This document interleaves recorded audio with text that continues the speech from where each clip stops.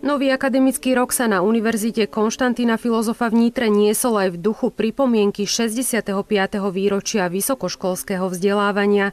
Významní absolventi tejto univerzity sa prostredníctvom videopozdravov obrátili svojim posolstvom na nových študentov prvých ročníkov. Univerzita za tých 65 rokov postupne vyrastla z pedagogického inštitútu, ktorého primárnym cieľom bolo pripraviť učiteľov pre prevažne základné školy, vyrastla do dnešnej podoby Všeobecnej univerzity. V súčasnosti má univerzita približne 7 000 študentov, ktorí študujú rôzne programy.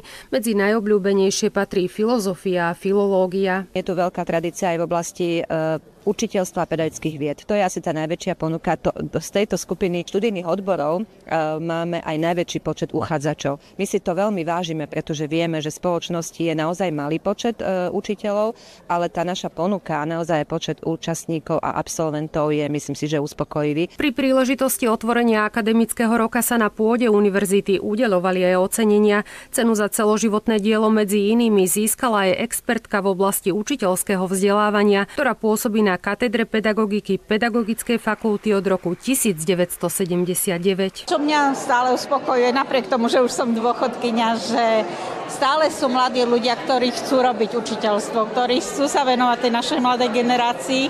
A to je asi také, by som povedala, najväčšie motto pre človeka, že tá jeho práca mala zmysel a bude mať zmysel vždy, pretože deti tu budú stále a školy budeme potrebovať. Jedna z mimoriadnych cien poputovala aj do rúk študentskej organizácie Študentský parlament Univerzity Konštantína Filozofa. Som veľmi vďačná a myslím si, že to je také zadosťučinenie pre tých študentov a študentky a celkovo aj pre členov a členky študentského parlamentu, ktorí venujú svoj voľný čas tomu, aby pripravovali podujatia pre študentov a študentky univerzity. Univerzita Konštantína Filozofa v tomto roku získala inštitucionálnu akreditáciu a teda má práva vytvárať a upravovať študijné programy v 19 študijných odboroch, čo ju robí po Univerzite Komenského najväčšou a najrozmanitejšou univerzitou v tomto smere. Stále sa snažíme, predovšetkým v tých študijných odboroch, ktoré už máme akreditované, vytvárať nové študijné programy.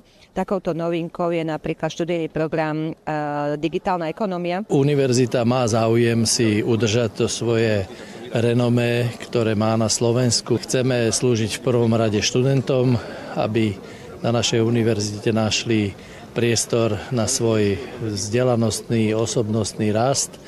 No a chceme, aby raz o nejakých ďalších 65 rokov univerzita sa pyšila tým, že stojí pevne na obidvoch nohách.